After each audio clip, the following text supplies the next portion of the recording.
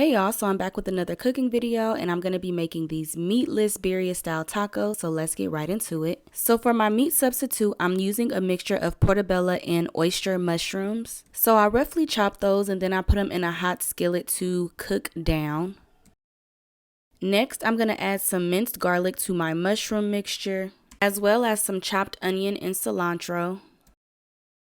Then I'm going to season it with a little bit of salt, pepper, onion powder, garlic powder. And I also used a little bit of taco seasoning as well as this carne asada marinade from Tapatio. And then I'm just going to allow that to simmer for a little bit so the mushrooms can absorb all the flavor. To assemble the tacos, I'm going to go in with another hot skillet and I'm using some grapeseed oil and some more of that carne asada marinade.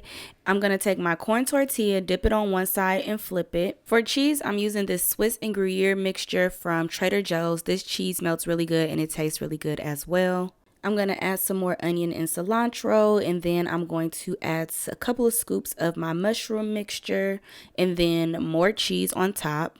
Lastly, I'm going to fold that over and then I'm just going to allow it to kind of crisp up on both sides. And I didn't feel like making a broth or like a consomme, so I just paired it with a little sour cream and salsa on the side, and voila. I'm not a vegetarian or anything, but this year I'm working on incorporating more meatless meals into my diet, and I give this about an 8 out of 10. Flavor-wise, it was there, but I'm still getting used to the texture. But that's it, y'all. Bye.